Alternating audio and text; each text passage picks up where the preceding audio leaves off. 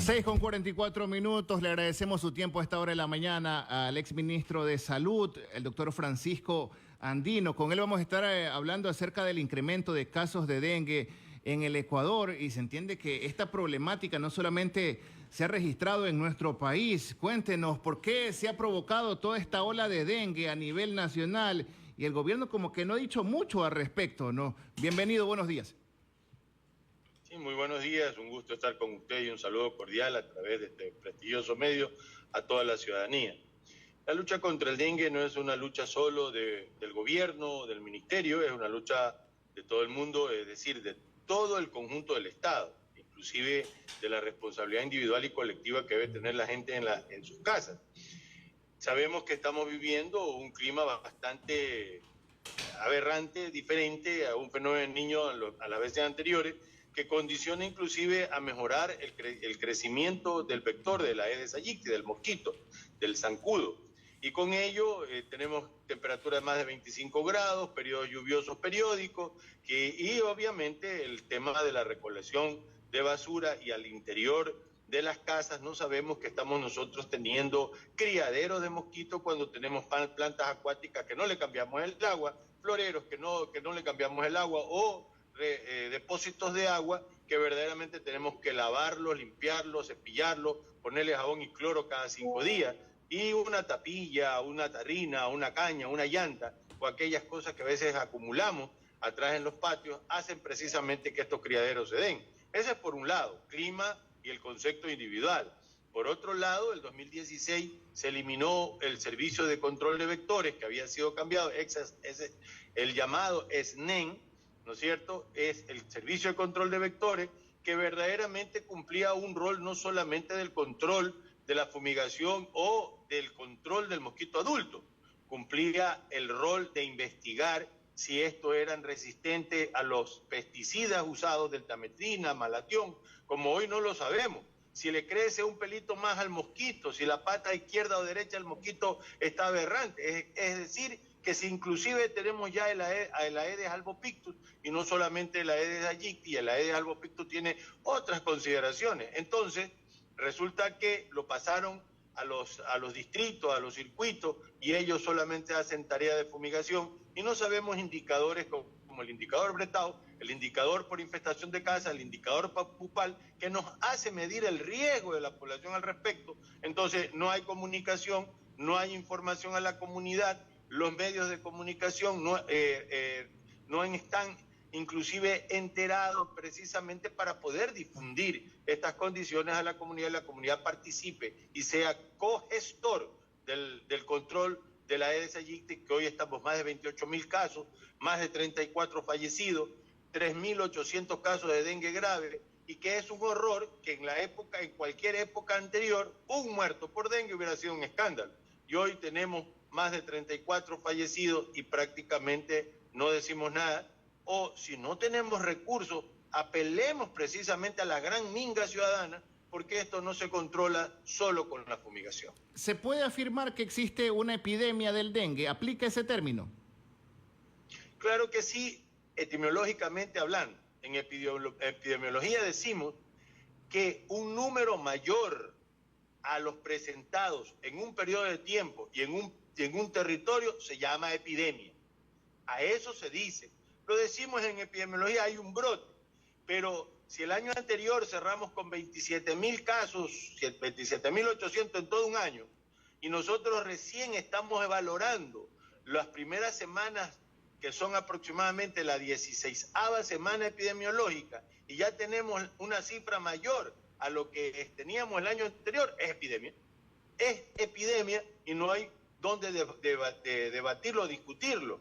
Hay que generar la alerta, que no es un problema nacional, es un problema regional. Es cierto, pero todos los países toman acciones y nosotros verdaderamente no estamos tomando acciones correspondientes al control de este vector, y ojalá no podamos tener mayor desborde o mayor cantidad de fallecidos al respecto. Si bien es cierto, como usted apunta, ¿no? El dengue finalmente es una tarea de todos. Usted ha señalado varios aspectos, ¿no? El clima, la mala disposición de los desechos, la acumulación de agua para que sirva como criadero del mosquito. Así también lo ocurrió en el 2019 como con la eliminación del SNEM o el Servicio de Control de Vectores. Si hay esos factores, ¿no? Y tomamos en cuenta las cifras, 28.000 casos en lo que va del año, más de 34 fallecidos, ya superamos la cifra incluso del 2023. ¿Qué acciones puntuales debería adoptar el gobierno de forma inmediata, tomando en cuenta que ellos, se entiende, son los gestores de la política pública en materia de salud? El control del mosquito adulto es el primero. Cuando hay en epidemia hay que controlarlo. Yo soy negado a la fumigación aeroespacial. Yo no admito que eso sea un tema real, es decir, coger camionetas y tirar la deltametrina, el malatión al aire. Ahí nos daña el ecosistema y hay animalitos, hay insectos que comen mosquitos, las arañas, los caballitos que ya no lo vemos en la ciudad. Es decir, no debemos matar la biodiversidad. El control del mosquito adulto debe de ser a través de rociado. ¿Qué significa rociado?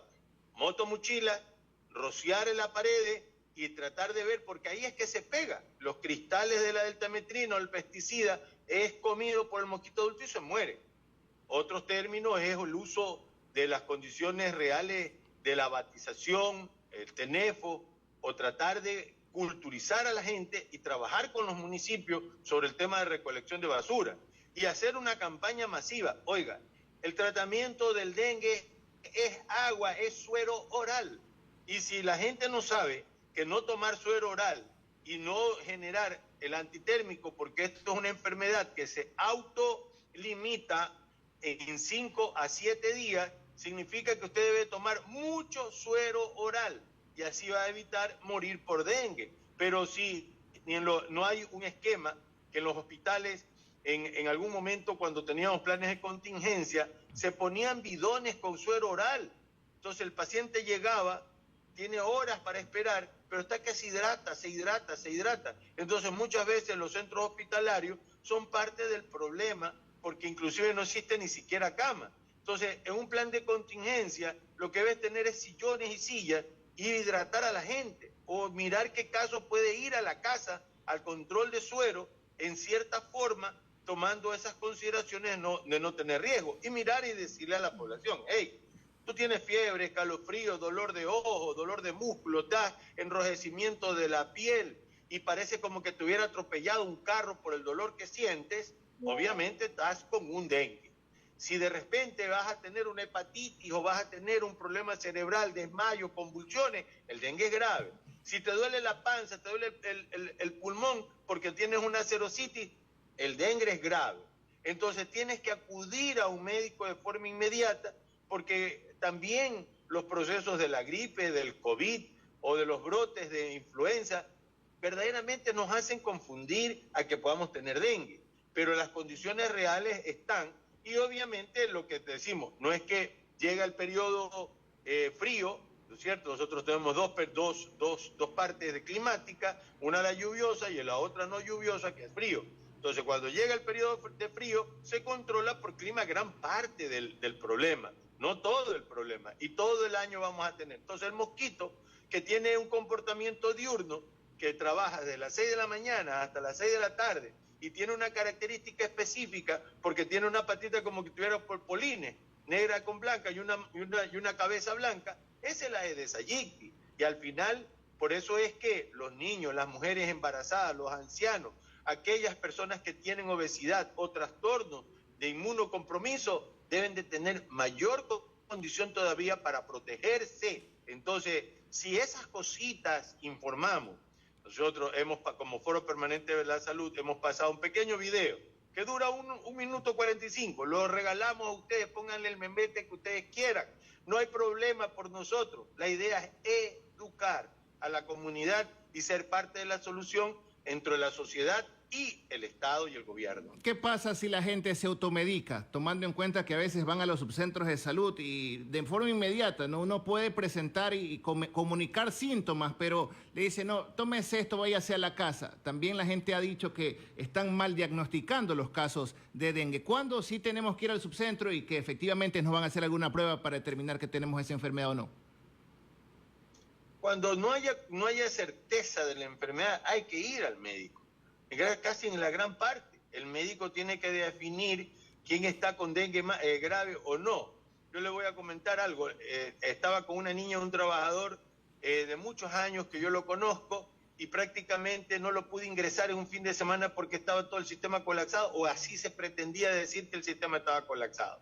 Entonces la niña con sangrado vaginal, 47.000 de plaquetas, que lo normal es 150, que son organelos que no permiten extravasación de líquidos o de sangre del torrente sanguíneo, obviamente hizo hasta hepatitis por dengue. La ingresé en la casa a control de agua. La niña recuperó en los 3-4 días, está muy bien, y prácticamente eso es lo que se tenía que hacer. Entonces hay que ir donde el médico en la mayoría de los casos, pero hasta mientras tome suero oral y tome tal vez un analgésico, paracetamol, acetaminofén o metamizol. No tome aires, no tome ibuprofeno, no tome naproxen sódico, no tome aspirina, porque eso hacen que la sangre, que se diluyan las plaquetas y que verdaderamente se extravase más líquido de sangre. Por eso que decimos no automedicarse, pero sí harto suero oral y máximo paracetamol, acetaminofén o metamizol. Ahora, doctor, otro tema por el cual lo hemos invitado. La semana anterior estuvo el ministro de Salud y el viceministro de Finanzas en la Comisión de Salud de la Asamblea Nacional. Y ninguno de los dos, mire, dio pie con bola en torno a cuánto finalmente debe el Ministerio de Salud Pública, el Instituto Ecuatoriano de Seguridad Social, a los prestadores externos de salud. Y parecería ser que este es un problema que se sigue dilatando por los problemas económicos que tiene la caja fiscal el gobierno. ¿Cómo se resuelve esto para que no sean problemas históricos de los que siempre hablamos los medios de comunicación, las personas involucradas? Porque, por poner un ejemplo, ¿no? Aquí hay un hospital, el León Becerra, los trabajadores, un año sin sueldo, luego les pagan, pero otra vez comienzan una larga espera hasta que nuevamente comienzan a recibir sus salarios. ¿Cómo resolvemos esta problemática? Las clínicas de hemodiálisis, la misma historia, son problemas que siempre se han registrado en nuestro país. ¿Cómo lo solucionamos, doctor? Bueno, la solución es de un proceso inmediato, mediato y de largo plazo. Lo primero, a ver, génesis. La ciudad de Guayaquil siempre fue abandonada en el sistema sanitario, históricamente. El primer hospital público que se construye en la ciudad de Guayaquil es en 1970, el hospital de Guayaquil, que está en el suburbio este. De allí vienen las construcciones de años después el Hospital del Niño. Y históricamente funcionaba un hospital como el de infectología desde el 1944-42, que prácticamente se los formó como un lazareto y donde habían inclusive los enfermos de Hansen, de la lepra. Entonces, ¿qué es lo que nosotros tenemos que generar? Es decir, que la salud debe ser pública. Primer elemento, público. El 2012 se genera la RPIS, la Red Complementaria de Salud, y ahora la mayoría de los problemas de diagnóstico y de soluciones especializadas lo hace la parte privada. O sea, se dejó flaquito al sistema público de salud, está raquítico, casi marasmático y muriendo. Y el sistema privado está regordo, inflado y obeso. ¿Eso sí qué significa? ¿Que hay que estar en contra del sistema privado? No, pero sí hay que cambiar la métrica de econometría en salud en decirle que las cosas deben de resolverse en el sistema público. Entonces necesitamos nosotros fortalecer el sistema público. Entonces mire, está teniendo usted medicamentos de malísima calidad, antihipertensivos, antidiabéticos, que no funcionan. Te lo dan en el primer nivel de atención, en el centro de salud, pero no te funciona y terminas con una diabetes descontrolada, con una hipertensión, y vas a terminar en insuficiencia renal, por eso que hay que hacerte diálisis. Vas a terminar en stroke cerebral, por eso hay que llevarte al hospital más complejo. Infarto agudo del miocardio, igual.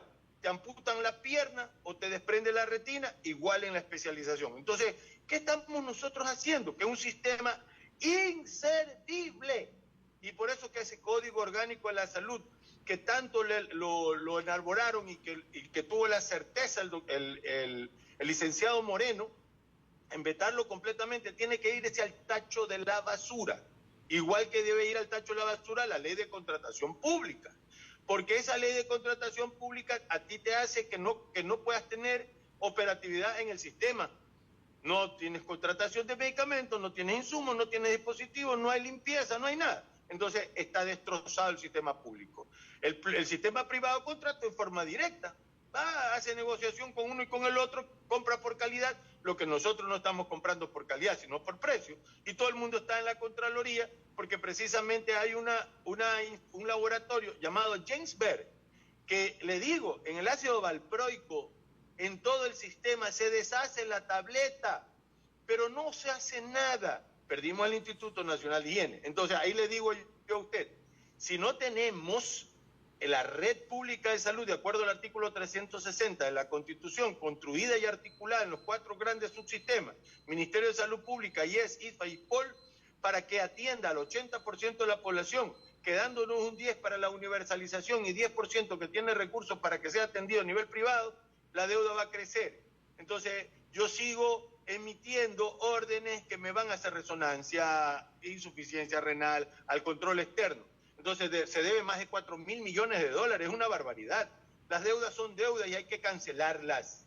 Pero eso tiene que tener un plan programático de cancelación y entender todos juntos que estamos en un grave problema. Pero tenemos que reafirmar y rehacer que el sistema de salud, por eso se llama Ministerio de Salud Pública, donde nosotros inclusive estamos pensando que el ministerio debe ser rector, pero la parte de provisión de la salud debe ir al Seguro Social, pero siempre y cuando arregle todos los problemas que tiene la Seguridad Social, porque no es que ninguno de los sistemas tiene problemas, todos tienen problemas, y eso se repercute a nivel privado, y vemos inclusive las clínicas y las dialíticas, y todos protestando precisamente por deuda.